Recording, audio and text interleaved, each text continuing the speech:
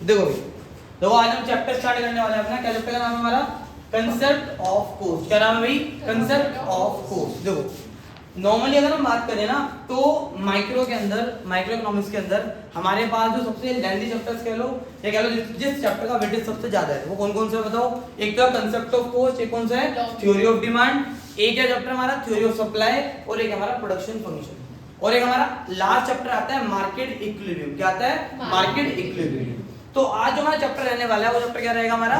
Concept of cost. देखो अब normally अगर मैं तुम लोगों से, मैंने तुम्हें बोला कि तुम्हें ये मार्कर मार्केट से खरीद के लाना है। क्या खरीद के लाना है? मार्कर। तो क्या तुम मार्केट में जाके इसकी कॉस्ट पता करोगे? नहीं, इसकी मार्केट प्राइस पता करोगे। क्या पता करोगे? इसका मार्केट प्राइस। अब मेन चीज, मेन सवाल ये होता है कि मार्केट प्राइस और कॉस्ट में फर्क क्या आ गया फिर भाई? कॉस्ट और मार्केट प्राइस क्या है? देखो अब तक हम सबको ये लगता है कि कॉस्ट का मतलब होता है कि जो चीज हमें मार्केट में बिक रही है, जितने रुपए से हम उसको खरीद पा रहे हैं वो कॉस्ट होती है, लेकिन ये गलत है। कॉस्ट का मतलब देखो, अगर हम अपने इकोनॉमिक्स के पॉइंट से बात करें तो कॉस्ट का मतलब होता है लागत। क्या कॉस्ट का मतलब क्या होता है? लागत। मतलब उस चीज को बनाने में, उस चीज को लाने में कितना खर्चा हुआ है, कितनी लागत आई है, और उस चीज के अंदर कौन कौन से फैक्टर्स इन्वॉल्व हैं, उन सबको जब हम प्लस करते हैं तो हमें क्या मिलती है? कॉस्ट मिलती है। क्या मिलती है? कॉस्ट। अब सपोज करो मुझे ये मार्कर, सपोज करो मैं ये मार्कर प्रोड्यूस कर रहा हूँ, एक प्रोड्यूसर है, और एक प्रोड्यूसर क्या प्रोड्यूस कर रहा है? एक मार्कर प्रोड्यूस कर रहा है। तो वो मार्कर जो है प्रोड्यूसर को सपोज करो 100 रुपए का पड़ा। कितने का पड़ा? 100 रुपए का। तो ये उसकी कॉस्ट है या उसका प्राइस है? क्या ये उसकी कॉस्ट है। अब क्या जो प्रोड्यूसर है इसको मार्केट में 100 रुपए का बेच देगा? क्या करेगा? अपना कुछ मार्जिन सेट करेगा, प्रॉफिट का। क्या सेट करेगा? अपना प्रॉफिट का मार्जिन सेट करेगा और उसको मार्केट में बेचेगा, और उसको क्या बोला जाएगा? Market price of the marker. दोनों में फर्क समझ में आया? कॉस्ट अलग चीज होती है और मार्केट प्राइस अलग चीज होती है। कॉस्ट का मतलब होता है उस चीज को बनाने में जितने भी इनपुट लगे। क्या लगे? जितने भी इनपुट। अब अगर सपोज करो मैं तो बोलूं एक बच्चा था और उस बच्चे के रिजल्ट जो था वो 99% आया। कितना रिजल्ट आया? 99%। तो बताओ ये उसका इनपुट है या आउटपुट है? आउटपुट। क्या है उसका? ये आउटपुट। इनपुट क्या होगी? उसकी मेहनत, उसका हार्डवर्क, उसकी डेडिकेशन और उसकी पढ़ाई, कोई तो इनपुट होगा। अब सीधी सी बात है भाई, सारी इनपुट को प्लस करेगा तभी तो उसका आउटपुट अच्छा आएगा या उसको आउटपुट मिलेगा अपना। तो सिंपल यहाँ भी वही मतलब होता है। हमें कुछ भी, अब जैसे बोल मैं मार्कर हूँ, बताओ तुम अभी हम लोगों ने चैप्टर नहीं पढ़ा, हमें कुछ नहीं पता कि कोस्ट का मतलब क्या होता है। अभी हम लोग क्या है, बिल्कुल रफ नॉलेज के साथ बैठे हुए है ना। मुझे ये बताओ इस मार्कर को बनाने में क्या क्या चीजें लगी होंगी? इंक लगी होगी भाई, और प्लास्टिक लगी होगी, और क्या? फोम लगी होगी, और बताओ। 3 चीजें बताई तुम लोगों ने। तुमने बताया प्लास्टिक लगी होगी भैया, तुमने बताया भैया इसमें इंक जिससे चल रहे हैं, तुमने बोला इसके अंदर क्या बोलते हैं, फोम लगी होगी, और मेन चीज भाई लेबर, जो तुमने बताया ही नहीं। बिना लेबर के क्या ये प्लास्टिक को कन्वर्ट कर सकते थे मार्केट के अंदर? नहीं ना। बिना इलेक्ट्रिसिटी के क्या मशीन चल सकती थी? नहीं। तो उसको हम क्या बोलते हैं? कुछ फैक्टर्स जो होते हैं वो क्या होते हैं? फैक्टर इनपुट, और कुछ होते हैं नॉन फैक्टर इनपुट। ये हमने कहां लिखा हुआ है? ये इधर ध्यान दो, यहां लिखा हुआ है सीधा सीधा। कुछ होते हैं फैक्टर इनपुट और कुछ होते हैं नॉन फैक्टर इनपुट। किसी भी चीज को बनाने के लिए हमें 2 चीजों की रिक्वायरमेंट होती है, या तो फैक्टर इनपुट या फिर non factor input. Factor input का मतलब वो फैक्टर्स होते हैं जो हमारे किससे रिलेटेड होते हैं? Factor of production. किससे रिलेटेड होते हैं? Factor of production. सबको ये बात पता है कि फैक्टर ऑफ प्रोडक्शन क्या होते हैं? सबको ये बात पता है कि फैक्टर ऑफ प्रोडक्शन का मतलब होता है जो हमें हेल्प करते हैं प्रोडक्शन के अंदर, जैसे कि लैंड, लेबर, कैपिटल और एंटरप्रेन्योर। अगर इन चारों से रिलेटेड हम कुछ भी यूज कर रहे हैं तो वो कहां पर आएगा? फैक्टर इनपुट के अंदर। और अगर इनके अलावा या इनको छोड़कर हम कुछ यूज कर रहे हैं तो वो किस में आएगा? वो आएगा नॉन फैक्टर इनपुट, जैसे कि प्लास्टिक, जैसे कि इंक, जैसे कि फोम। लेकिन जहां पर हम ये प्रोड्यूस कर रहे थे जिस जमीन पर, वो क्या है? Factor input. जो लेबर इसको काम कर रही थी वो क्या है? Factor input. जहां जिस बंदे ने पैसा लगाया हुआ था उसका पैसा क्या है? Factor input. जो ये काम करवा रहा था उसका पैसा, या वो इंसान क्या है? Factor input. क्यों था वो फैक्टर इनपुट? क्योंकि भाई वो बंदा रिलेटेड था किस चीज से? फैक्टर ऑफ प्रोडक्शन से। तो उन सारे फैक्टर्स को हम क्या बोलते हैं? Factor input. और वो फैक्टर्स जो हमारे फैक्टर प्रोडक्शन से रिलेटेड नहीं होते उनको हम क्या बोलते हैं? नॉन फैक्टर इनपुट, जैसे कि रॉ मटेरियल। सारा रॉ मटेरियल किस में आता काउंट होता है? सारा raw material non factor input में काउंट होगा, और वो सारी चीजें जैसे लैंड, लेबर, कैपिटल और एंटरप्रेन्योर किस में काउंट होगा? फैक्टर इनपुट में। दोनों में डिफरेंस याद करके रखना, फैक्टर इनपुट्स अलग होते हैं और नॉन फैक्टर इनपुट्स अलग होते हैं, याद रहेगी ये बात। बस मेन चीज ये ध्यान रखना कि हमारे पास दो फैक्टर्स हैं, एक तो हमारे हैं इनपुट फैक्टर्स और दूसरा कौन सा है? Non factor inputs. ठीक है भाई, याद रहेगी पक्का ये बात। चलो भाई ये बात समझ में आ गई कि भाई इस मार्कर को बनाने में हमारे कुछ तो फैक्टर इनपुट्स लगे होंगे और कुछ हमारे नॉन फैक्टर इनपुट लगे होंगे। क्लियर हो गई ये बात? आज से पहले ये बात पता थी? नहीं पता थी। ज्यादा सबसे पहला आंसर तुम लोगों को क्या आया? प्लास्टिक। लेकिन प्लास्टिक तो बहुत बाद की बात है ना। सबसे पहले क्या चाहिए होगा? जमीन। सबसे पहले क्या चाहिए होगा? लोग। सबसे पहले क्या चाहिए होगा? पैसा। सबसे पहले क्या चाहिए होगा? एक मालिक। तभी तो काम हो पाएगा। अगर ये चारों ना हो, सपोज ये चीजें नहीं है, क्या तुम रॉ मटेरियल को यूज कर पाओगे? नहीं ना। तो तुम्हारे जब मैंने तुम्हें बोला था कि बताओ मार्कर को बनाने में क्या लगा होगा, तो तुम्हें क्या पहले बोलना था? फैक्टर ऑफ प्रोडक्शन है। तो पहले ये बोलना था, क्योंकि प्लास्टिक तो बाद की बात है ना। प्लास्टिक बाद की बात है, इंक बाद की बात है और फोम बाद की बात है। तो सबसे पहला हमें किसी चीज को प्रोड्यूस करने के लिए क्या चाहिए होता है? Factor of production. और उन चारों चीजों को हम क्या बोलते हैं? Factor input. क्या बोलते हैं? Factor input. क्लियर भाई? अब बताओ, तुमने बोला इंक, प्लास्टिक, ये सब चीजें, वो सब इनपुट था, तो आउटपुट क्या आया?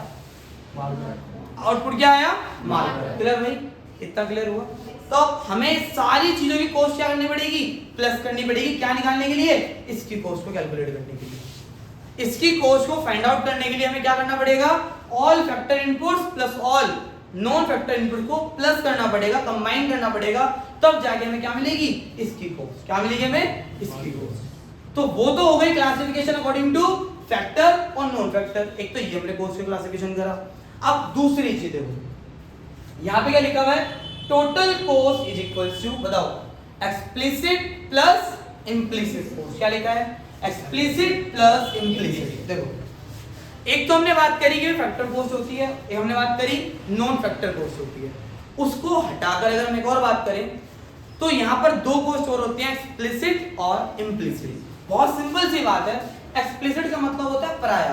क्या होता है एक्सप्लिसिट का मतलब? पराया। इम्प्लिसिट का मतलब क्या होता है? अपना। इतने से ही तुम्हें बात क्लियर हो गई होगी। पराया और अपना। भाई बोलते ना ये तो पराई चीज है, हमारी नहीं है। जो हमारा ना हो वो क्या है? पराया।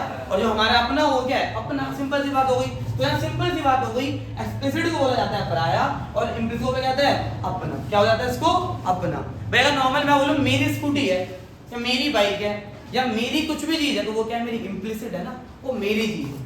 अगर मैं बोलूं यार मेरी नहीं है, ये किसी और की है, तो वो क्या है? एक्सप्लिसिट है। फॉर एग्जांपल, मैं अपने घर में ट्यूशन पढ़ा रहा हूँ। कहाँ पढ़ा रहा हूँ? अपने घर में। तो मैं अपने घर में मैंने अपना इंस्टीट्यूट सेटअप करा और मैं वहां पर पढ़ा रहा हूँ। तो मेरे घर, मेरा जो घर है, बताओ वो इम्प्लिसिट है एक्सप्लिसिट है? मैं यहाँ पढ़ा रहा हूँ, वो क्या है?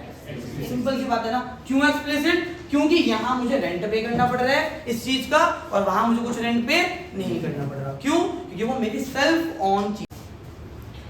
तो देखो, तो हम लोग क्या बात कर रहे थे? एक्सप्लिसिट और इम्प्लिसिट के बारे में। तुम्हें ये बात समझ में आई? एक्सप्लिसिट क्या होता है, इम्प्लिसिट क्या होता है? देखो, एक्सप्लिसिट मतलब बाहर की चीज है और इम्प्लिसिट मतलब मेरी चीज है, इम्प्यूटेड चीज है। इम्प्यूटेड का मतलब होता है जो मेरी है। तो देखो यहाँ पर भी हमें क्या करना होता है, जब हम किसी भी चीज का प्रोडक्शन कर रहे होते हैं या हम कुछ भी चीज, किसी भी चीज की कॉस्ट को कैलकुलेट कर रहे होते हैं, तो हम एक्सप्लिसिट के साथ साथ इम्प्लिसिट भी क्या करना होता है? प्लस करना होता है। कैसे? इधर ध्यान देना। देखो, एक्सप्लिसिट और इम्प्लिसिट। एक्सप्लिसिट मतलब क्या हो गया? Payment made to outsider. कुछ भी चीज हम बाहर पे कर रहे हैं, वो क्या आएगी हमारी? एक्सप्लिसिट के अंदर। सपोज करो मैं प्लास्टिक लेके आया, मैं इंक लेके आया, मैं फोम लेके आया, मैंने रेंट पे करा, मैंने लेबर को सैलरी दी, सब क्या आएगा? एक्सप्लिसिट के अंदर, क्योंकि वो लोग मैं बाहर दे रहा हूँ ना वो कुछ चीज। इम्प्लिसिट का मतलब होता है cost of self supplied factor. भाई मेरा घर था और मैंने अपने घर की 3rd फ्लोर पे फैक्ट्री बना रखी थी, तो मैं क्या रेंट पे करूंगा? नहीं ना भाई। लेकिन जब मैं किसी भी चीज का प्रोडक्शन करूंगा और उसकी कॉस्ट को कैलकुलेट करूंगा, तो मैं अपने दिमाग के अंदर ये चीज कंसीडर करूंगा कि अगर मेरा घर नहीं होता तो मुझे इतने रुपए का रेंट देना होता, तो उसको भी मैं कहां इंक्लूड करूंगा? कॉस्ट के अंदर इंक्लूड करूंगा। आगे बात समझ में?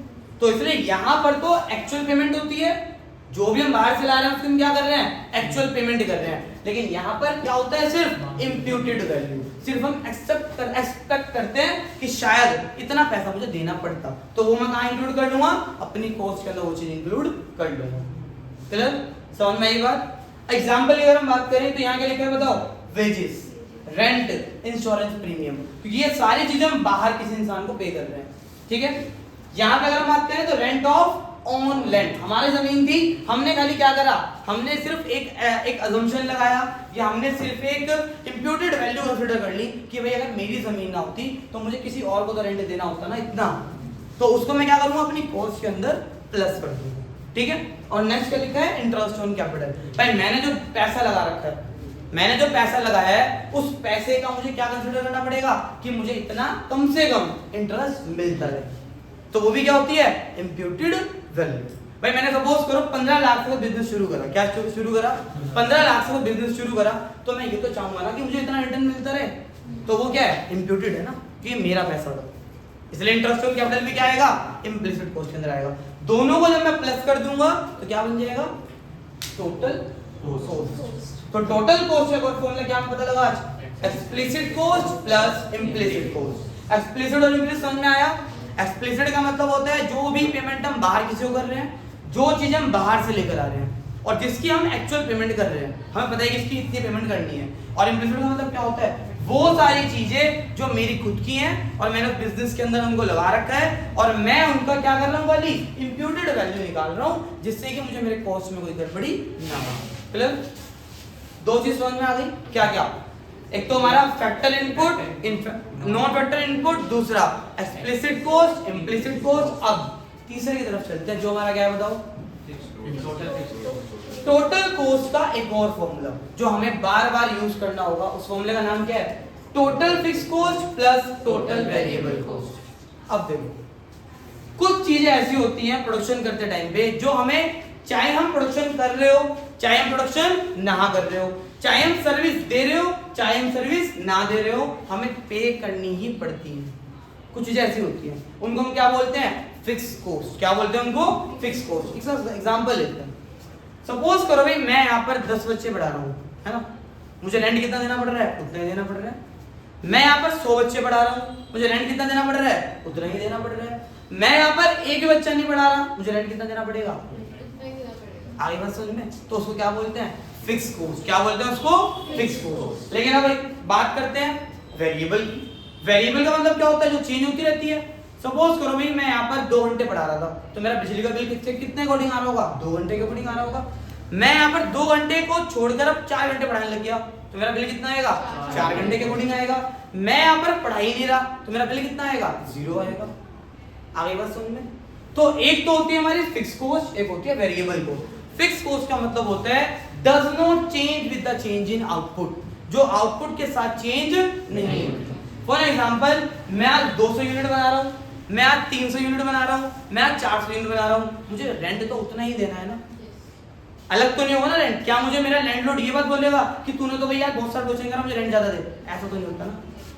सिंपल रेंट उतना ही रहेगा, तो उसको क्या बोला जाता है, फिक्स कॉस्ट। क्या बोलते हैं उसको, फिक्स कॉस्ट। और वेरिएबल का मतलब होता है जो चेंज होता रहेगा मेरे आउटपुट के साथ साथ। सपोज करो भाई मेरे पास 5 लोग 500 यूनिट बना रहे थे, कितना बना रहे थे, 5 लोग 500 यूनिट का मार्कर लेके चलते हैं, ये मार्कर से ही शुरुआत करके चल रहे। तो 5 लोगों ने 500 मार्कर बनाए। भाई मुझे मार्कर की प्रोडक्शन को बढ़ाना है, तो मैं क्या करूंगा, 5 लोग और हायर कर लूंगा, कितने बन जाएंगे, 1000। आगे बात समझ में। तो जो मैं उन लोगों को पैसा दूंगा, लेबर को जो सैलरी दूंगा, वेजेस दूंगा, वो बताओ क्या है, फिक्स है, वेरिएबल है, वेरिएबल है। जब मुझे ज्यादा प्रोड्यूस करवाना होगा तो मैं ज्यादा पैसा दूंगा, जब कम कराना होगा तो कम दूंगा, सिंपल सी बात है। तो वो वेरिएबल हो गया। तो यहाँ पर फिक्स चीजों का मतलब होता है do not change with the change in output, जो आउटपुट चेंज नहीं होती। दूसरी चीज, हर लेवल ऑफ प्रोडक्शन पे, हर लेवल ऑफ आउटपुट पे क्या रहती है, कांस्टेंट रहती है। क्या रहती है, कांस्टेंट रहती है, मतलब remain same at all level of output. किसको कहेंगे हमें, फिक्स कॉस्ट का मतलब होता है जो हमेशा सेम रहेगी, बार बार अलग नहीं हो। आगे बात समझ में। तुम्हारी स्कूल की फीस क्या है, फिक्स है, वेरिएबल है। क्या तुम स्कूल के अंदर ऐसा बोलोगे कि मेरे तो कम नंबर आए तो मैं कम फीस दूंगा, मेरे ज्यादा मार्क्स आए तो मैं ज्यादा फीस दूंगा, ऐसा होगा नहीं ना, वो क्या है, फिक्स है। लेकिन तुम्हारी परफॉर्मेंस, तुम्हारा अगर देखा जाए तुम्हारा एकेडमिक जो तुम्हारा परफॉर्मेंस है, तुम्हारे मार्क्स है, वो क्या है, वेरिएबल है। भाई तुम जितनी मेहनत करोगे उतने अच्छे मार्क्स आएंगे, जितनी मेहनत नहीं करोगे उतने बेकार मार्क्स आएंगे। तो वो टोटली किस पे डिपेंड है, तुम्हारे हार्ड वर्क पे, तुम्हारे डेडिकेशन पे और तुम्हारी स्टडीज पे, कि तुम कितना अच्छा कर रहे हो तो तुम्हें इतना अच्छा परफॉर्मेंस मिलेगा। सीधी सी बात है, आई बात समझ में। अब फिक्स कोर्स के भाई बहुत सारे अलग नाम भी हैं, other name of fix course, जैसे कि सप्लीमेंट्री कोर्स या फिर ओवरहेड कोर्स या फिर इनडायरेक्ट कोर्स या फिर जनरल कोर्स या फिर अनअवॉइडेबल का मतलब होता है जिसको हम अवॉइड नहीं कर सकते, देनी ही पड़ेगी। आई बात समझ में। उधर चलो, उधर क्या क्या लिखा है बताओ, प्राइम कोर्स, डायरेक्ट कोर्स और अवॉइडेबल, इसको हम अवॉइड कर सकते हैं। हमारे ऊपर है ना कि अवॉइड करना, कितना क्वेश्चन कराना है कितना नहीं कराना है। अगर हम एग्जांपल की बात करें तो फिक्स के एग्जांपल बताओ क्या क्या लिखे हैं। इंटरेस्ट ऑन लोन, भाई जो हमारा इंटरेस्ट पहले डिसाइड हो गया वो ही तो चलेगा हमेशा। ये थोड़ी कि तुम्हारा इस साल 6% है, अगले साल 5% होगा, अगले साल 4% होगा, ऐसा तो नहीं होता ना। इंटरेस्ट रेट जो होता है वो जो शुरुआत में डिसाइड होता है वही एट द एंड तक चलता रहता है, तो वो भी क्या होता है, फिक्स होता है। और रेंट, भाई रेंट तो फिक्स ही रहता है। दूसरा, सैलरी टू परमानेंट स्टाफ, जितने भी हमारे परमानेंट स्टाफ के मेंबर्स होंगे या परमानेंट स्टाफ के हमारे एम्प्लॉय होंगे, उनकी जो सैलरी होती है वो कैसी होती है, परमानेंट होती है, उनकी सैलरी चेंज। ठीक है भाई। आगे क्या लिखा है, वेरिएबल कॉस्ट। वेरिएबल कॉस्ट क्या आता है, रॉ मटेरियल। भाई ज्यादा प्रोडक्शन करना है तो ज्यादा लेकर आएंगे, कम करना है तो कम लेकर आएंगे, और इलेक्ट्रिसिटी, फ्यूल और लेबर। आगे बात समझ में। अब इसका एक छोटा सा ट्विस्ट मैं बताता हूँ। ये जितनी भी हम बात कर रहे थे ना, ये कर रहे थे हम किसके लिए, शॉर्ट रन पीरियड के लिए। इसकी बात कर रहे थे हम, ये short run period. Short run का मतलब होता है विद इन 1 ईयर या 1 ईयर के अप्रोक्स। एक साल के अंदर अंदर तो चीजें फिक्स और वेरिएबल होती हैं, लेकिन ज्यादा टाइम के लिए चीजें क्या होती हैं, वेरिएबल होती हैं। सपोज करो मैं 10 साल कंसीडर कर रहा हूं, तो 10 साल में तो मेरा रेंट भी चेंज हो सकता है ना, 5 साल में मेरा रेंट भी चेंज हो सकता है, 5 साल में मेरे परमानेंट स्टाफ की सैलरी भी चेंज हो सकती है। तो लंबे पीरियड के अंदर, यानी फॉर अ लॉन्ग पीरियड, वहां पर all cost are variable cost, वहां पर फिक्स और वेरिएबल नहीं होता। हम यहाँ किसकी बात कर रहे हैं, सिर्फ शॉर्ट रन की।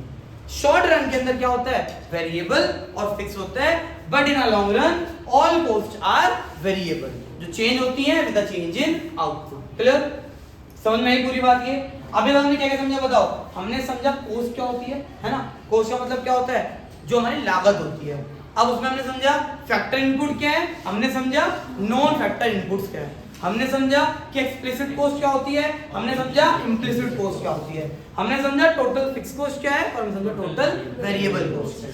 क्लियर भाई।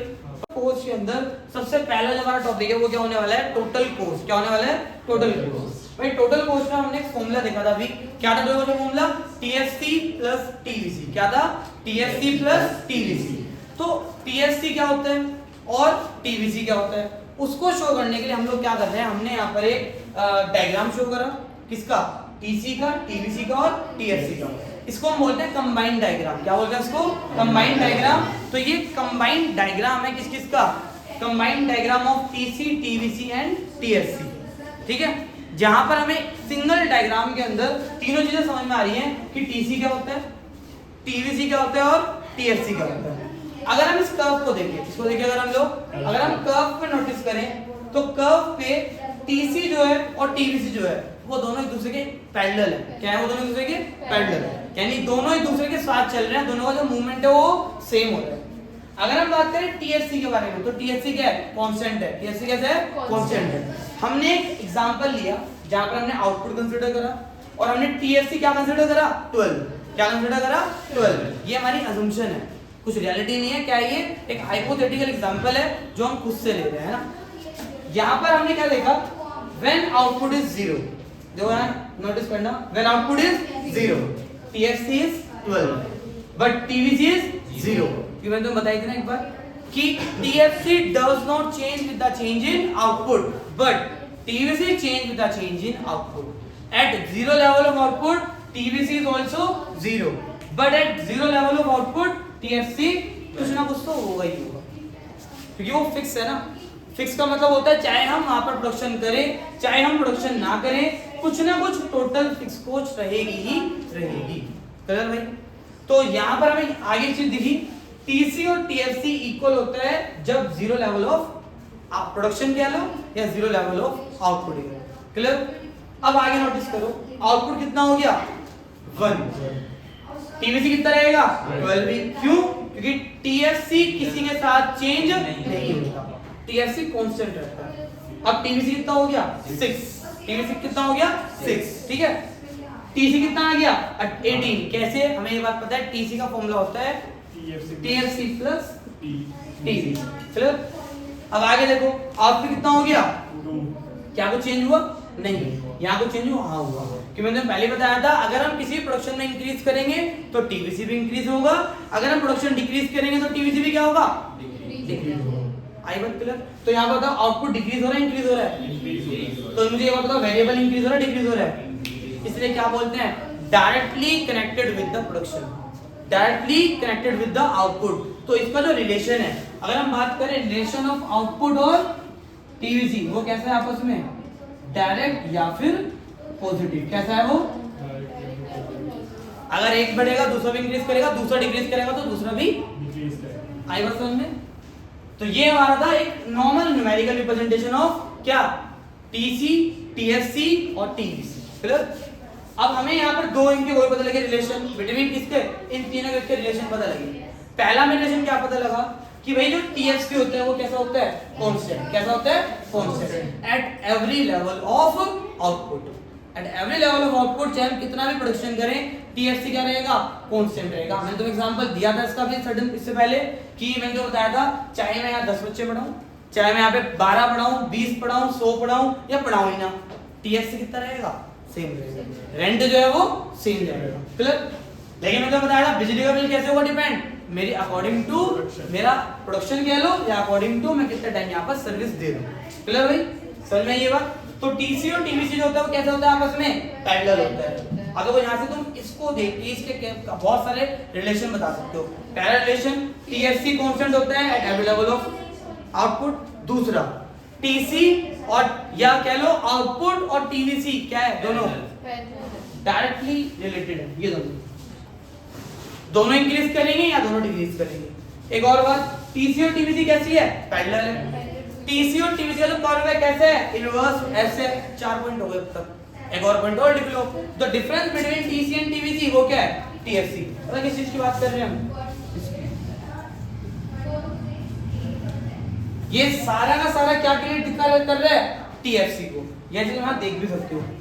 इन दोनों का डिफरेंस क्या है? 12। इनका डिफरेंस क्या है? 12। इनका डिफरेंस क्या है? 12। तो the difference between TVC and TC is TFC. Clear? ये हमारा पूरा कांसेप्ट था टोटल कॉस्ट का, टोटल फिक्स कॉस्ट का और टोटल वेरिएबल कॉस्ट का। यहां से तुम्हें आज के बाद कभी कंफ्यूजन नहीं होनी चाहिए कि टोटल वेरिएबल कॉस्ट कब जीरो होती है। बताओ टोटल वेरिएबल कॉस्ट जीरो कब होगी? जब आउटपुट जीरो होगा। जब आउटपुट जीरो होगा टोटल फिक्स कॉस्ट कितनी होगी? कुछ ना कुछ तो होगी, है ना? तो हमें ये बात क्लियर हो गई, total variable cost starts when production starts. जब प्रोडक्शन शुरू होगा, टीवीसी जब शुरू होगा। यहां पे हमें क्लियर हो रही है एक चीज नोटिस करो, टीवीसी कहां से शुरू हो रहा है? 0 से शुरू हो रहा है। टोटल फिक्स कॉस्ट कहां शुरू हो रहा है? 12 से। और टीसी कहां शुरू हो रहा है? 12 से। तो आगे बस समझ में, टीवीसी जो होता है वो 0 से स्टार्ट होता है, बाकी टीसी और टीएफसी कहां से स्टार्ट होते हैं? एक कांस्टेंट चीज से। ठीक है? ये हमारा पूरा क्या था? कांसेप्ट ऑफ टीसी, टीएफसी और टीवीसी।